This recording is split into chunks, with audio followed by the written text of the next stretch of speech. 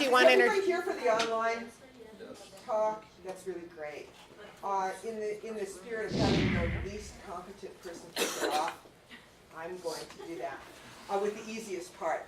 We'd like to find out if you have a question that drove you here, because we've got a lot of stuff that we can talk about. We want to make sure that if you do have something top of mind, burning question, I really want to know, I had this horrible experience, and that we can find out about that before we start.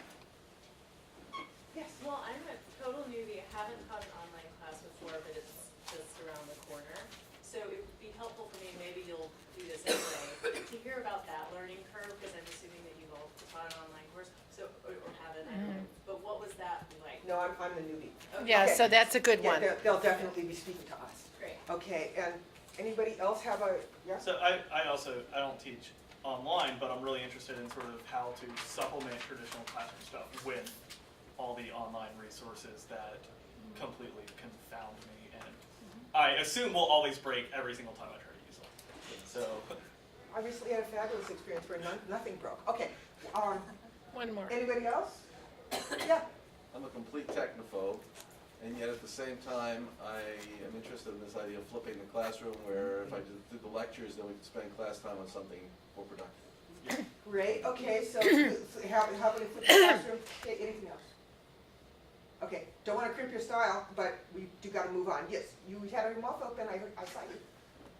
Just breathing deep. Just breathe, okay. Yeah. Okay. Yeah. No, I was only thinking that in research that I conducted in Brazil, the students, when they make a draw about classes in 2012, 2030, they thought about professors in a screen, not professors in person. Like they are seeing this as a reality. And it actually is a reality. Okay, I'm turning this over to people who actually know something. Okay, thank you, Pat. And we're going to answer your questions. And we had a lot of people who signed up, but it's 4 o'clock and they realize they're tired and they want to go home. And we're just happy that you came. I'd like to introduce myself and the panelists. I'm going to start with Pat Aufderheide, who just introduced the question taking. And Pat is a university professor and teaches primarily in SOC.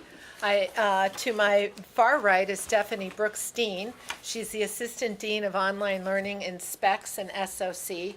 To my left, I have Bobby Baggio, who's the Associate Dean of Graduate and Online Learning in SPECS. I'm Iris Krasno.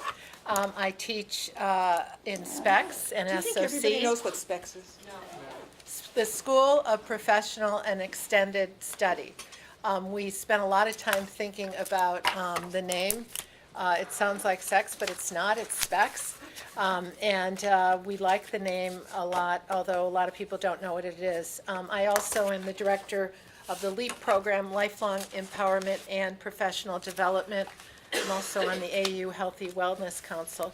And I wear a frog pin to remind myself that every day we should take a leap into a new area, a new mode of learning, a new life. And so I hope that all of you leave today willing to at least think about taking a leap into a new teaching mode. And we're each going to speak for about 5 minutes, and then we're going to take questions, and then we'll speak some more. I'm the newbie that launched her first course ever in online learning. And Stephanie Brooks-Steen, who goes next, will describe how she made this happen. I am a journalist. I'm theatrical. I love one-on-ones. I couldn't believe that I would ever do this in my whole life. I've been at American University for about 25 years. I started when I was 10. You know, it just, the whole idea of it was, it wasn't even, it just seemed absurd that we would actually, and I teach writing and, you know, journalism, and I love the one-on-one. I love looking at your faces right now and just connecting in a classroom. And the power and the relationships and the intimacy that comes out of online learning, that comes out of in-person learning. And so Stephanie and I worked together. I took the plunge into online learning. Bobby is our Associate Dean of Online Learning at Specs, and Stephanie is working with SOC and Specs on online learning. And we decided, I live in Annapolis, Maryland, and so it's a pain, to drive in all the time. And so I was open to this because I taught a course called Write Well and Get Published for adult audience, and it worked really well, and we thought that we could just put this into an online format where the students could, because writing you do in solitude. It's not like you write in class. And the tools that I could give them in a lecture, we could easily videotape. We're not going to navigate the site for you, but for those of you who've never taught online, this is what a homepage looks like. And I didn't know anything. In fact, I just went on Facebook like 3 months ago. I just learned Twitter. I was the last to go online. I know how to navigate every single button on the left there now. Stephanie worked with me once a week for 1 hour for 6 months. And Joy Adams over there too, where we created, we did videos together. Every week we met on the phone or Skype, and she just walked me through it. And it became so much fun to be a grown-up, I'm 61, and learn new things. To be an adult who learns new things is really the key to us staying invigorated and useful and alive. If you don't keep growing every step of the way, to me, it was very exciting. It was almost like, I teach a lot of adults, like some of my 70-year-old students go start taking salsa dancing, and they get really excited because they have never salsa danced. So this was something I'd never done. I also just want to share that as a writer and an author and a journalist, I'm really picky about how people write. I got some of the most powerful, intimate, descriptive writing out of these students. I had 17 students that I've ever had in any of my classes. In fact, I had a young woman who's from Monticello, Georgia, very shy, never taken a writing class in her life, took my class online, and she said, Professor Krasner, I don't know what I'm going to write about. And I said, well, what stuck? One of my assignments was write about your biggest challenge, your biggest loss, your toughest moment. So people really had to dig within to evoke descriptive language. But she said, I went to a high school that was very racially mixed, and there was a lot of prejudice, and nobody talked about it. And I'm just going to read you like one paragraph. She said that when Barack Obama won the first presidential election, there was almost a riot in her school. And this is from a student that had never written any journalism before in her life and just kept coming into the classroom. And Stephanie, you'll describe how we worked. I did a synchronous session, and I met the students once a month in person. But this is a student who's an econ major who came to art and took my class, and she talked. Barack Obama won his first presidential election on November 4th, 2008. On November 5th, there was chaos in Jasper County Middle School. Wooden bleachers throbbed with the energy potential of a riot. They were the same bleachers my dad had posed on for his senior yearbook picture in 1978. Now the building housed the middle school, and the black kids and white kids had arranged themselves on two different sets of bleachers. The desperate scent of Axe body fray failing to cover preteen must was muted under the frightening organizational powers of a middle school mob. Tribally postured against each other, they chanted, "No Obama, keep the change," and the other side, "Yes, we can."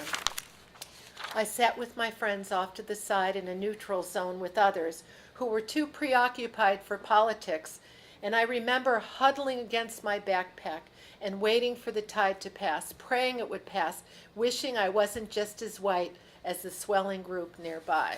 Now, this student hadn't written. I laid eyes on her 4 times in 13 weeks, and this happened, and I'm going to turn it over to Stephanie in 1 minute. I write books, and I do it in solitude, and I do it on my own pace in my own place. And what this did is released students to be free and not to, and to feel the anonymity. Thank you, Bobby. Of being unleashed and not being looked upon, and to really be free to write when they want. So 3 a.m. is my big time. I know I go to bed at 9. I write really well from 3 to 7 a.m. And also, so this was free to write when you want and to have deadline. They knew their deadlines, but they could write when they want. And for me, and I'll be really frank, when you teach online and you're in a video chat or whatever you call it, you get to wear your pajamas from waist down. I mean, they had no idea of those flannels, and from waist up, you got to look pretty good, a little lipstick, and wherever you are.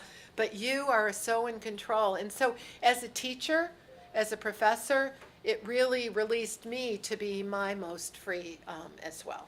So. Hi everyone, my name is Stephanie Brookstein. I'm the Assistant Dean for Online Learning, and as Iris mentioned, I work in 2 schools right now. I work in SOC and SPECS.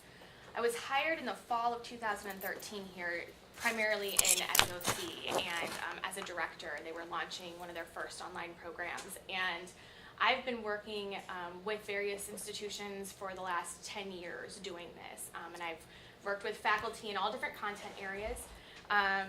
And at AU, when I came here, I remember going to my first online staff meeting, and I was really excited. The previous institution I had dabbled in online and had been doing it for a number of years, so we had quite a few people involved. I went to my first meeting here, and there were 3 people in the fall of 2013, which is not that long ago.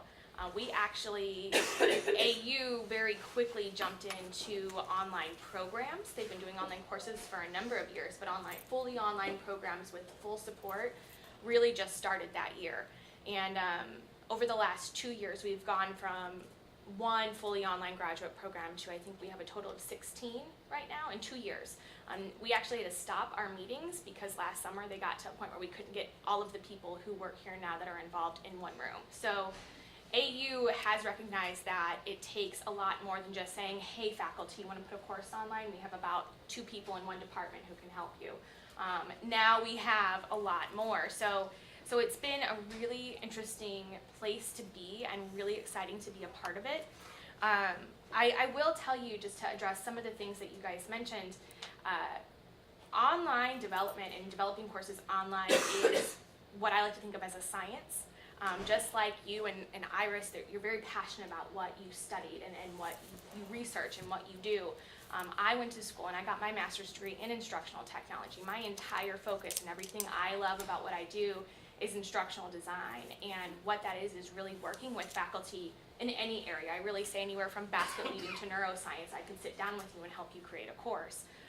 That's what we do as instructional designers. That's what we want to do. We're not looking to intrude on your territory at all, and I think a lot of times that's almost kind of the first thing that stops faculty when I've worked with them is, I don't want anybody helping me to teach my course. I've done this for 15 years. I know what I'm doing.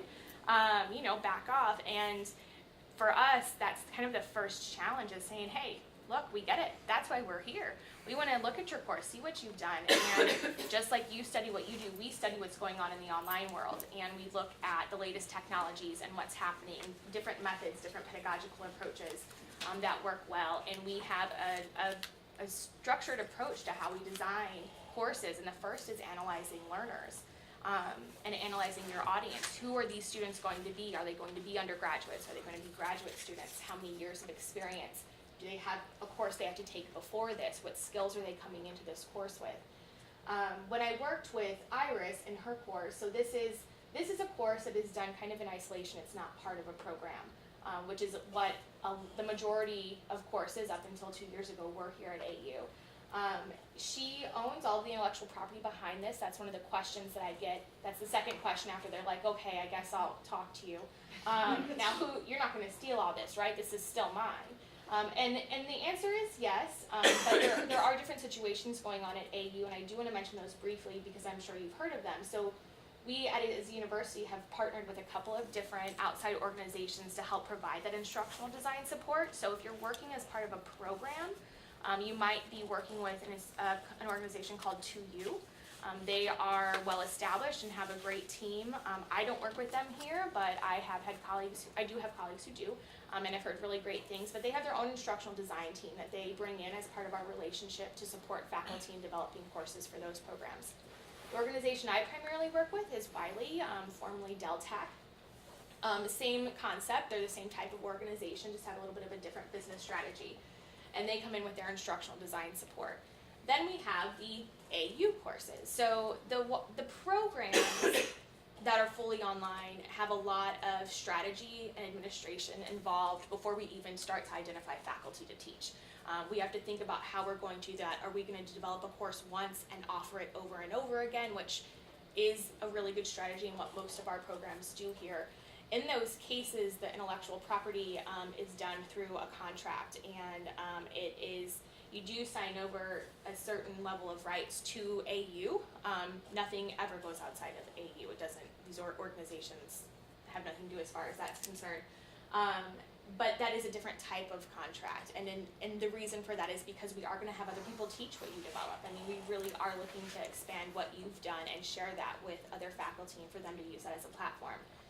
AU courses, the intellectual property falls under the same intellectual property agreement and that we have at AU for all faculty. There's no separate agreement for this.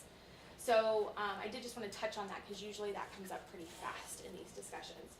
With Iris, when we started working on this, we did that first thing, we analyzed the learner audience. And that will help determine whether or not it's going to be fully online.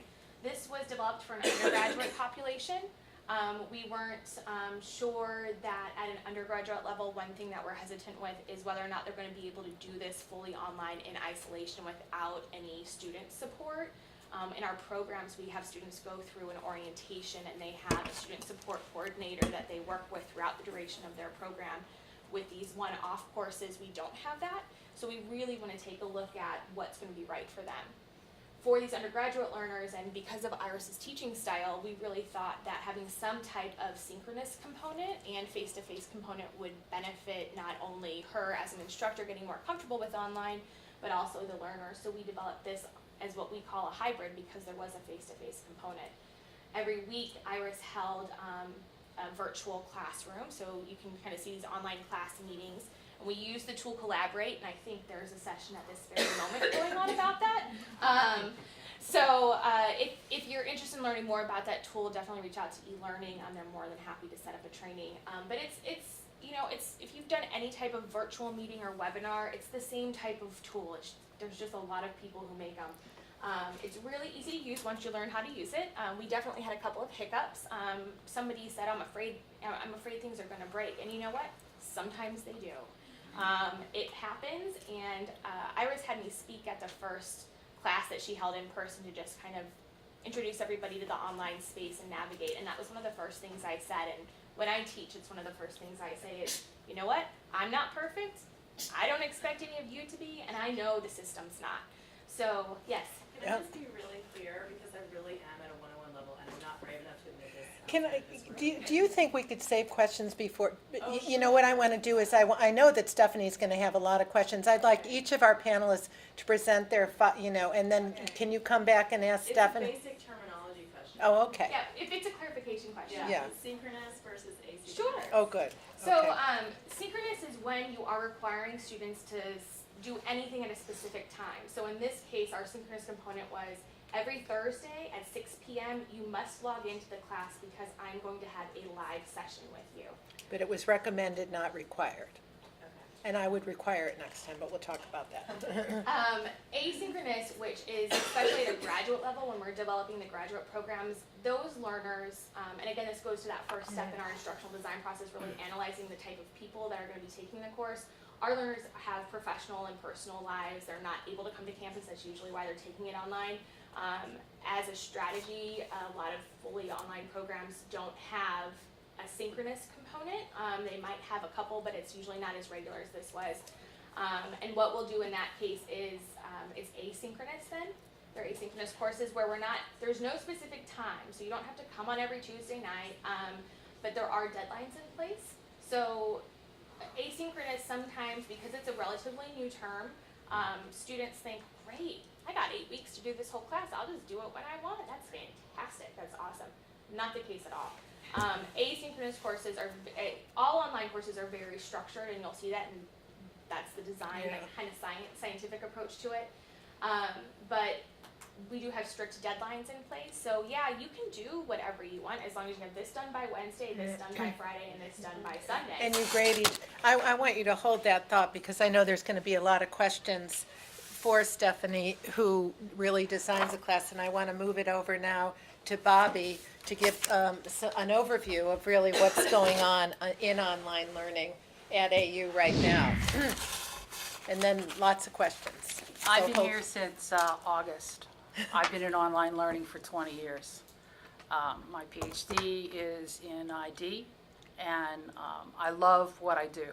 Do you know what ID is?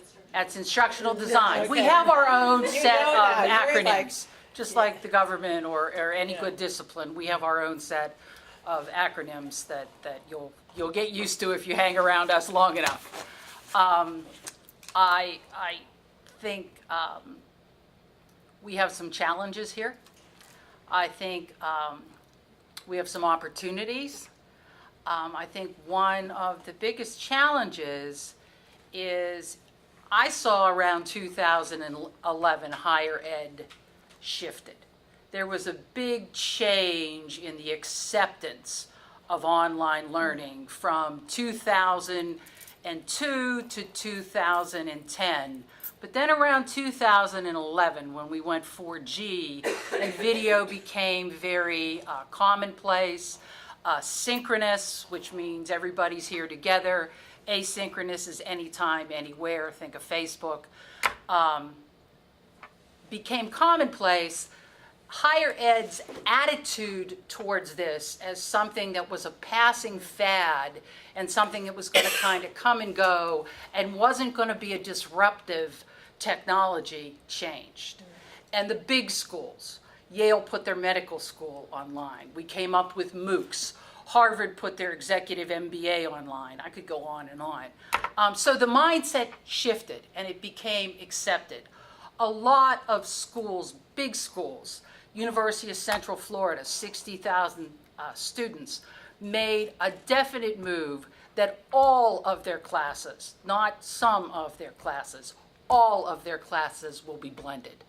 There was a tremendous shift in terms of you may take 2 classes while you're an undergraduate online to you must take at least one online class a semester. And I think the reason behind that is we've been at this now for 20 years. And we have a lot of data that shows when this is done well, how effective it can be. And I'd really like to address your situation. And one of the first things that people who are new to this have to realize is online is based on constructivism. It's based on learner-centered pedagogy, not instructor-centered pedagogy, learner-centered pedagogy, which for most people and for most learners who've been through traditional education their whole lives is 180 degrees from what they've been exposed to. So it's all new. It's all new. And what you think would work online is not necessarily what works online. So there's a science behind what we do and why we do it. Nothing happens kind of haphazardly in ID. We have a plan with everything we do. Now, it might not always work exactly the way we planned it, but we have an intention with the instruction. There's a design behind it. So I think, when you're new to this, kind of listen, ask a lot of questions, experiment, and then ask more questions. And just remember that the emphasis is on 5 interactions. Learner to learner is the most powerful interaction online. Learner to the content is second. Learner to the instructor is third. Learner to the interface is fourth. That's the interface with the technologies, and that should really be transparent. So they should be so familiar with that that they don't have to think about it. What's the second one? Learner to the content, whatever you're teaching. And the last one is vicarious interaction. That's people's ability to kind of snoop and stalk and kind of observe what other people are doing. That takes place online. So if you think of everything in terms of interaction, it makes this whole thing a whole lot easier. And and it's Pat's coming up, but one of the most fun things for me, and fun is, not the right word, interesting, was when our students talked to each other. They had, as part of their grade, they had to comment on each other's, and, I made it very clear they couldn't just say, oh, it was very good, I really enjoyed it. They had to really dissect and critique each other's writings, and it was very raw and real, and probably, as Bobby mentioned, much more helpful than anything, I hope I helped them too. But just really like, oh my gosh, you overuse cliches, some of the students said. So Pat has not taught online before, is that correct? No, I have very blended classes. Okay. And I have always taught flipped classrooms. So, or whatever what that term is now. I mean, whatever it is, that's what I've been doing. And it has been fabulous to have access to the virtual environment, to be able to park so much stuff and to be able to continue conversations. So for me, many of the Blackboard features are important. Collaborate has been very important, and believe it or not, it's working fine. I just had 2 Collaborate experiences that were glitch-free. When you're on Collaborate, are you talking to your students? Do you Yes. go, oh, okay. Yeah, talking with PowerPoints and Okay. video. Which has allowed me to travel for research as well as to teach. So I am very interested in what Iris's experience has been, because it's very reassuring to me as we're moving into this environment. And I was able to see how close, if you are working in an extensively blended environment, how close you are already to working online. And I think most of us, in fact, are working in a pretty blended environment. And I don't tape lectures. Although you could, but I'm convinced people don't watch anything longer than 7 minutes. So I don't think that's a very good use of the site. But the reason why I think I have any reason to be here is more because I've done a lot of work on how to use copyright in a digital environment. And one of the things that happens when you teach digitally, whether you're teaching in a regular classroom environment with Blackboard as your electronic space, or you're doing fully online, is you do have these questions about what is going to be okay for me to put up there of other people's stuff that's not already licensed by my university. And fortunately, I have had the privilege of working with the major legal scholar on this issue worldwide, who happens to be over at Washington College of Law, a guy named Peter Yassi, for the last decade, clarifying for different communities of practice what is appropriate use of other people's copyrighted material that would be encouraged by the law, that would not be infringing legally, and that would also be ethical. I'm not going to tell you about what those are, because we've been able to develop a very, very extensive website. Do you mind just going to cmsi.org? cmsimpact.org /fair use. Oh, good. Okay, so if you go to our site, oops, not available, yes it is. MS or SM? CMS Impact. But what I also did was to just bring some materials so that rather than listening to me blather on about how you can apply fair use, you can actually just read about it, and then once you've read about it and you have some questions about your own use, I really welcome your questions. But the short course is that there's a lot more that you can do fairly without hurting the people who have made that material and who have genuine rights to it than you might think.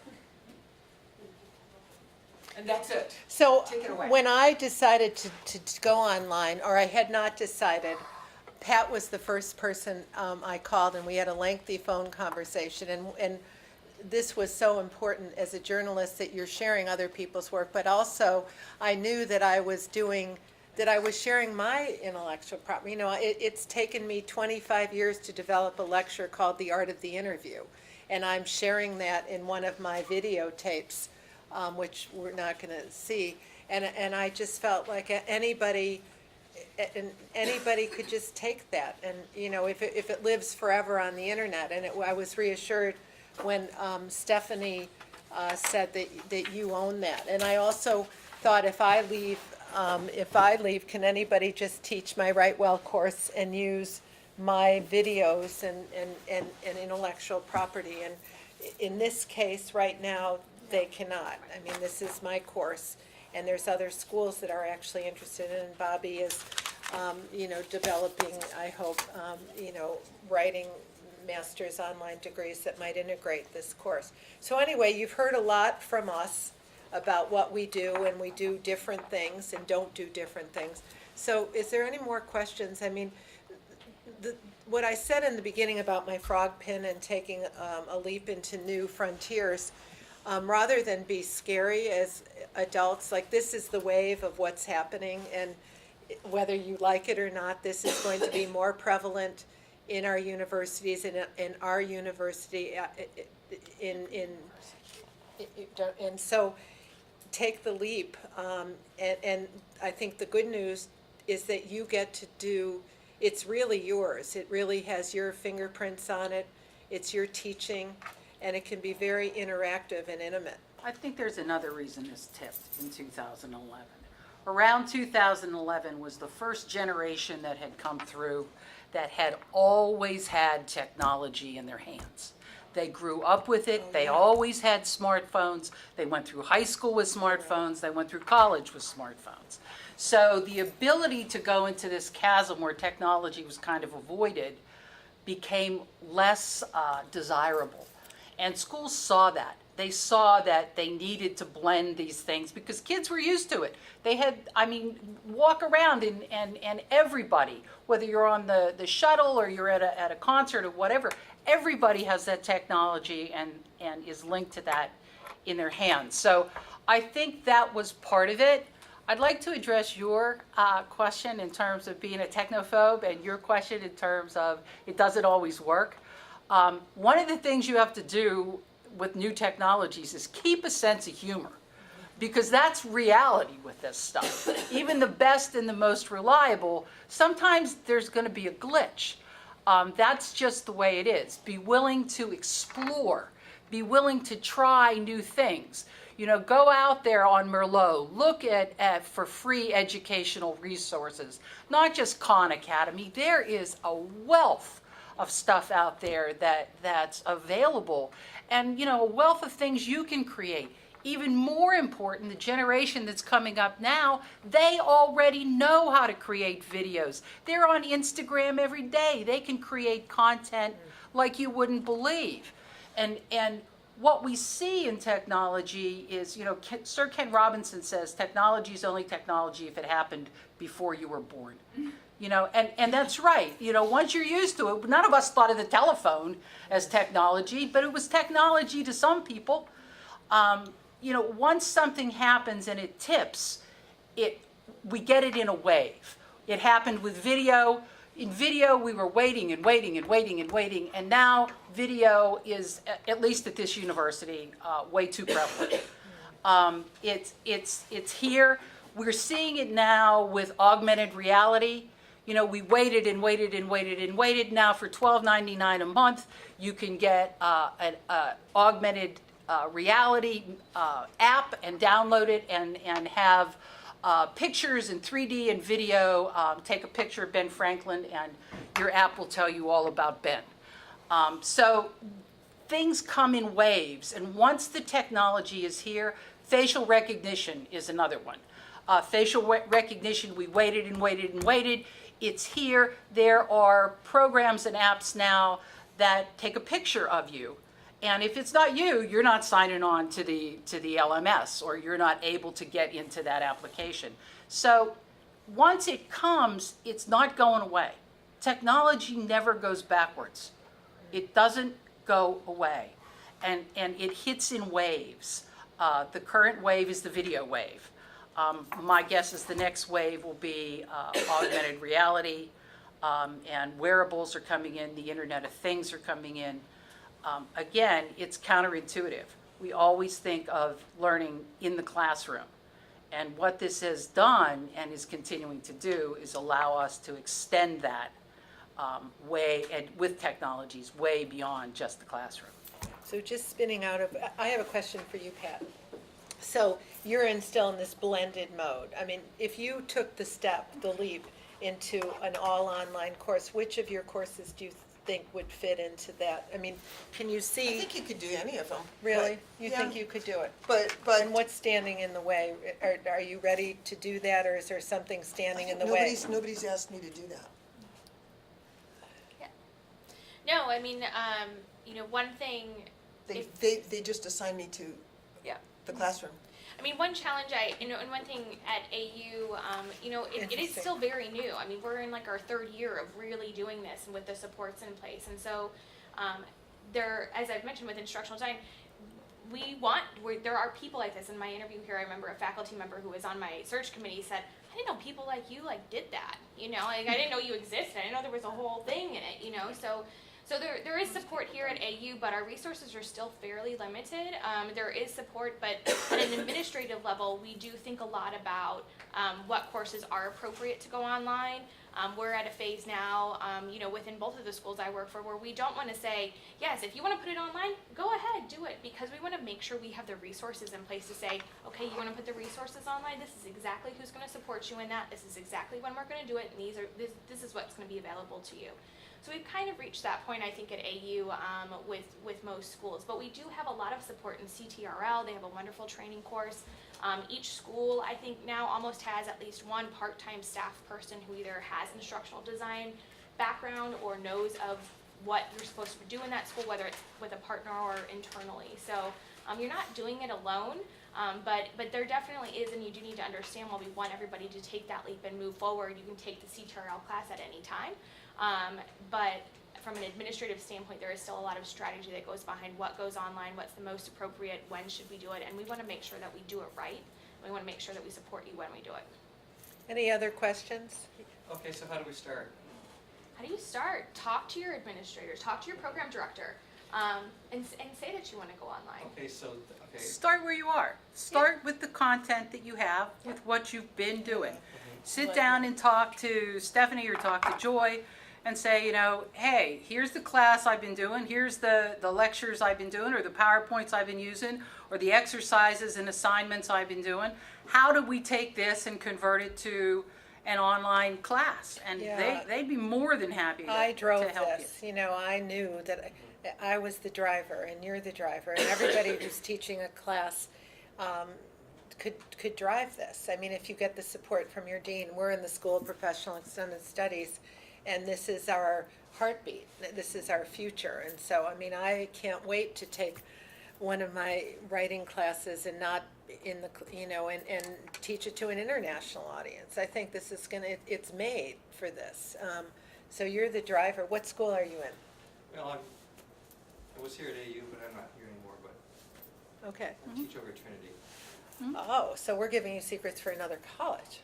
Hey, It's fine. it's Pat's fault I'm here. Yeah, we're good. Going to what Pat Pat's said. comment that you don't do lectures because nobody watches for more than 7 minutes. Your comment that videos are grossly overdone. Your comment about asynchronous. What in the world, going to his question, are we supposed to be putting online? If I go to the dean and say I'd like to do a course and he says you do lectures, nobody watches lectures for more than 7 minutes and we don't do videos, what are we supposed to be putting out there? So What is the plan that we should be proposing? I would tell you, it is unique. It is unique to your course, and the instructional designer can sit down. I can tell you, I could look at a syllabus from basket weaving to neuroscience and say, all right, this is your syllabus that you've been doing. This is great. Let's work together to break it down into weeks, and this is how much video. people don't watch videos more than 7 minutes. That's right. There's actually research on that. 5 to 7 minutes. But That's they it. listen Even to you if it's for an one hour full in video. class. But they would- They don't listen in class, that's the problem. I don't think that this is an online problem versus offline. Because 2 years ago, we had a speaker at lunchtime here who acquainted me with the most astonishing figure, because they wired students' brains for a week and discovered that the only activity that offered less brain activity than sleeping was lectures, sitting in a lecture. It's So like, I'm like, don't It do is that. passive. That's You know, what you it's have just, to it's do. not, you know, so what I've always tried to do is say, what are my learning objectives for them? Then how do I get them to buy into doing that, rather than to say, how do I tell them that? Because they're not listening. So do you have them, and I mean, this is so what do you put, like when we taped our lectures, and Stephanie, I did a. And they're not lectures. They're No, mini videos. Mini-vid, They're and less I than was 5 like, minutes, just and so I you know. wanted, and Stephanie kept saying, no, but you can't make these more than 5 minutes, because, to write a book takes more than explaining for 5 minutes, but Stephanie kept saying, they will only listen, we've got to break your 5 minutes up into 3 2-minute things, and you're thinking, but, how do you, so you're in a classroom,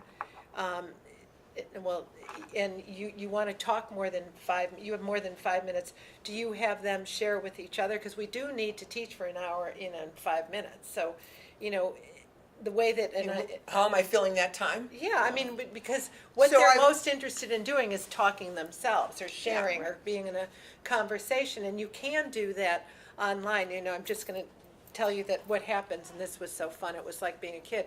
If somebody wants to talk, there's a little hand that goes up online, and you can say, yes, Peter, you can talk. And then, and if Peter doesn't want to talk, he can press the mute button. And if Peter doesn't want to listen to me, he can go offline. But I see Peter leave the screen, and I say, Peter, where are you going? But, and the students can talk to each other in a chat, I call it a chat room, which it shouldn't be called, on the side. And so they like that more than anything. So what would you do to So I have to say, I mean, I am the poster child for the Ann Ferren conference, because Right. because I didn't know anything about teaching when I came here, and I went here. I was actually sent here because I was such a terrible teacher, and have picked up tips every single year. But one of the things I found was, like, there's all these really great books that will also help you. Like Mikichi's Teaching Tips is actually a really great book. I'm assigning one to several of the students in my class here. What is her first name? Davis Gross? Tools for teaching? Yeah, it's the Tools for Teaching book. So, but what I learned is that interactivity is the key, and that there's many techniques and tools, but they're all going to roll out based on what you actually want them to do. So the week's work for me is highly structured to set them up so that they can do interactive activities once they get into the classroom. So whether it's scenarios or a debate, or breaking them down into groups of 2 to discuss, or I don't necessarily do this with the graduate students, but with the undergraduates, I actually give them questions that they have to be able to answer.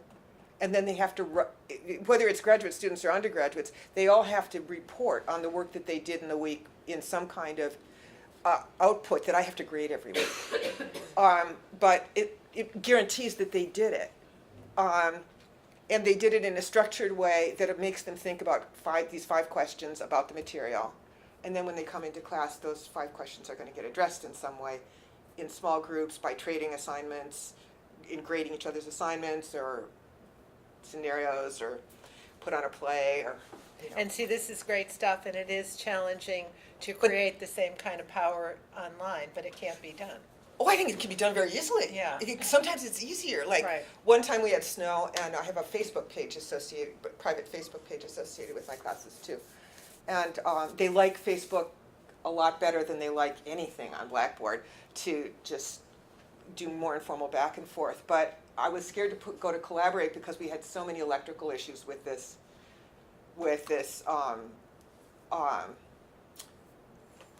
the storm and I wasn't sure how many people were even going to be able to get online, so I had a very low bar. I was like, I'm going to post some questions on Facebook that we are going to dialogue on, and we'll just do that, and we'll see how it goes, and go there sometime in the 2.5-hour block that we Usually work. usually work to the best of your ability. And if you can't do that, you can't do that. But it was the most amazing, lively discussion. And what was really interesting is it was a class of graduate students and undergraduates, and usually the graduate students dominate. The undergraduates kind of Rose. flourished in this discussion, and they were leaping in, and it would happen in the middle of the course. So the course actually changed its tone in the second half because people had participated who weren't used to being heard. So we have time for a couple more questions. Yes, we have 5 more minutes. But anybody could answer. So I'm a doctoral student in SOC, I'm a first-year student. I've never taught before, so I'm thinking of sort of like resume development and how to make myself marketable, when I leave here. And do you think developing an online skill set and even 1,000%. syllabi to say I've got this course, I've got this in the can, is that something people are doing? Is that We would- are some schools going to look at it and go, oh, she teaches online? You should actually have a She can't course teach in in that. person? Like, No, I think online is extremely in demand. And I think that curve of demand is going like this. I mean, it's a steep curve that's rising very quickly.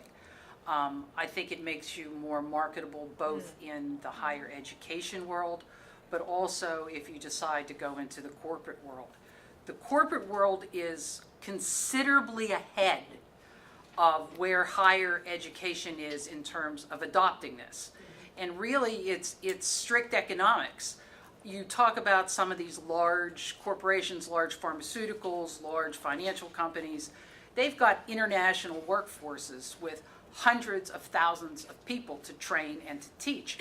So they had financial incentives to put these things into place with more expediency than perhaps higher ed.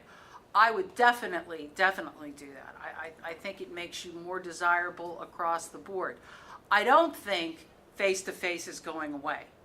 I don't think face-to-face is unimportant, but I do think we're entering an era where it will all be blended. It will all be blended. There will be a few schools like Bard that hang out there and say, you know what, we're Bard, we're not going to look at SATs, we're not going to use technology, we're not putting anything online, we're going to do what we've always done. And God bless them, they're good at what they do, they've got the endowment, go for it. But that's rare. But the students are so there. I teach a film class, Yep. and so most of these films are available one way or another, but several are not. Except I had one student who was like, I have been able to BitTorrent and download everything, and I have them all on a thumb drive for anyone who wants one. Right. And I'm like, go you! I didn't hear that, but here she is. And I think that's great, part of the yeah. mind shift. The mind shift is, in this world, it's an open source, open kind of social kind of environment, which is it's 180 degrees from the I'm the expert, I'm going to tell you, you're going to listen to me, to learner centered, this is all about you. I'm a guide. I'm not the maker of your learning. I can't learn you, and telling you isn't learning you. We know that. We know that from research. So it's a. And to circle, I was just going to say, and just to very directly answer your question, if you're interested in teaching, I can tell you at AU in the public communication division, we actually changed our term description to include a preferred element of having online experience. So we actually are making that shift here, and anywhere that's going online, which is most places, is doing that too. so I want to circle back. Joy? Oh, I just want to add one thing onto that is, one of the ugly truths you'll discover as you continue in your doctoral education is there aren't enough faculty jobs out there for all the PhDs. Right. That's the reality. And so I think by diversifying your skill set and being someone who's marketable in other sectors, like Bobby's saying, like in the private sector, in the nonprofit sector, you may end up doing adjunct work, and the jobs may not be in the place or the time that allow you to teach face-to-face. And so I think by diversifying your skill set and picking up some of those things, you're not just gonna be more marketable for traditional faculty appointments, but you're gonna expand your career path. And I'm telling you this as someone who was a tenured faculty member and is now an instructional designer. Yeah. I just found I liked that work better, and it was a better use of my skills, and I just kind of gravitated to that, and it was experimenting with the technology and teaching online that got me in that career path. I just cannot imagine that higher ed is gonna look like it does now 10 years from now. Right. I just cannot imagine that. And so, and for the same reason that, you know, these fine ladies have been saying, it just, you know, these are not even advanced skills, they're basic skills. And just to wrap, to end where we started, as a adult, you know, when you think about those of you who are parents or aunts or uncles, you know, there's such joy when kids learn how to do new things. And, you know, and as you age or grow up, I don't like the word aging, you know, to learn new things at every stage of your life is really invigorating. I never expected to be so excited by this, but to master new skills, I mean, every week when Stephanie and I would talk on the phone, I would know something new, and it was really exciting to learn new things, and also to be very vulnerable and self-deprecating. I kept saying to these students, this is my first time. Professor Krasno, we can't hear you. You sound like you're underwater with a scuba dive in. And I'd say, I know. All right, so let me hold off. I've got to get Stephanie on the phone. I called Stephanie on my cell phone. It was very unprofessional. She goes, okay, I'm coming into the virtual classroom. Hi, everybody. I'm fixing it. So, I mean, you can also, everyone has the first time. But I encourage you to contact any of these experts in the subject, or you can talk to me and, you know, go for it. And Happy New Year. Just to, you know, in January, we're doing something for the A Healthy You. We're doing a seminar called A New Year, A New You, The Empowered Next Step. It's a brown bagger. And maybe your empowered next step is to take on online teaching. So thank you for coming. And thank you. Thank you for all your stuff. Night, everyone.